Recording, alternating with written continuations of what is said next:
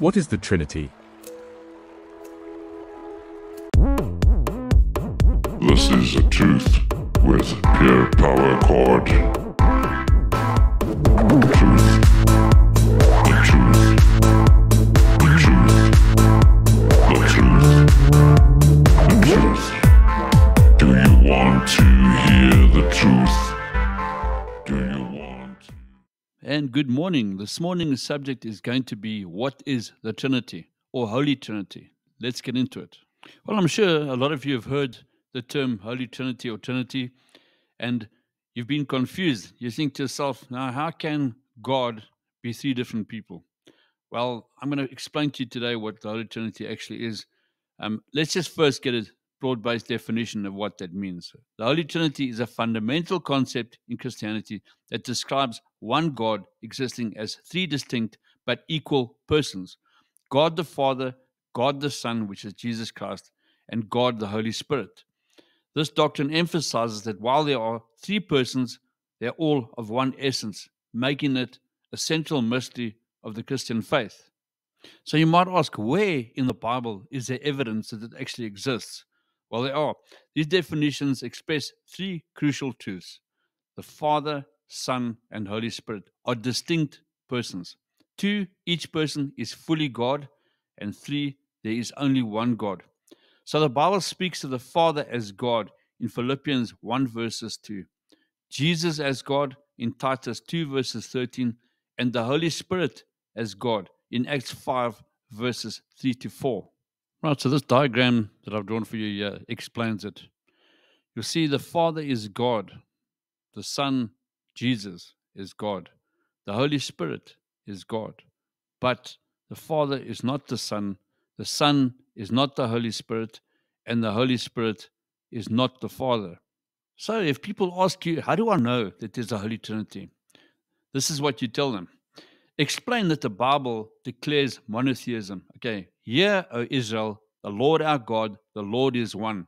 This you'll find in Deuteronomy 6 verses 4. And that this declaration from the Old Testament was affirmed by Jesus himself in the New Testament.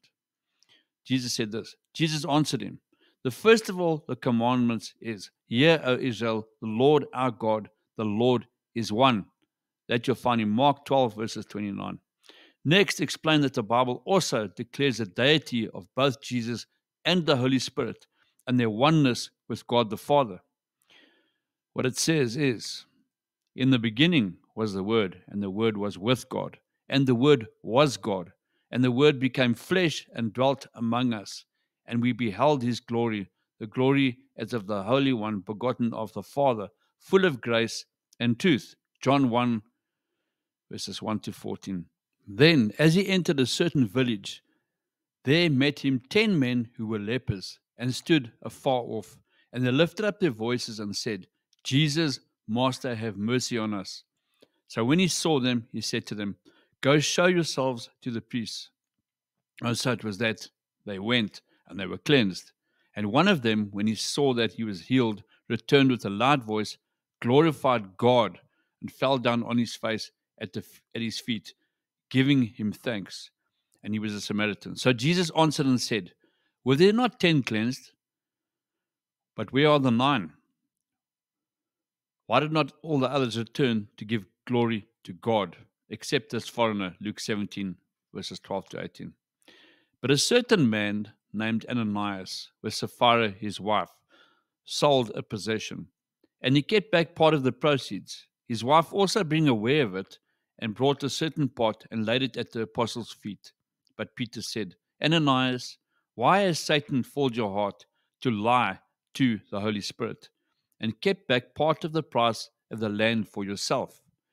While it remained, it was not your own, and after it was sold, was it not in your own control? Why have you conceived this thing in your heart?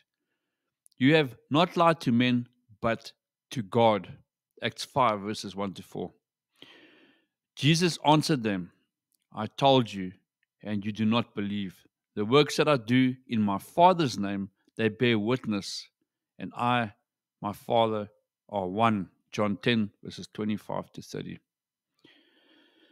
So there we can see clearly that Jesus himself speaks of the Trinity of God, not in those exact words, but there we can see evidence of it.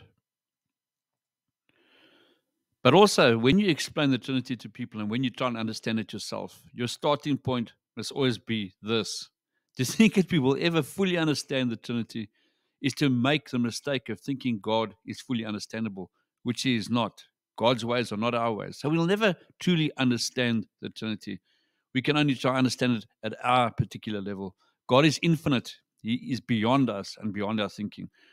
To truly understand God is like a 2-year-old trying to fully understand the complexities of relationships, marriage, and parenting. So if God was small enough for my brain to fully understand, he wouldn't be big enough to save me. So just think about it next time when you think of the Trinity. Understand it like a child would understand it. Explain it like a child would explain it. And hope that helps you. Have an amazing week. Cheers.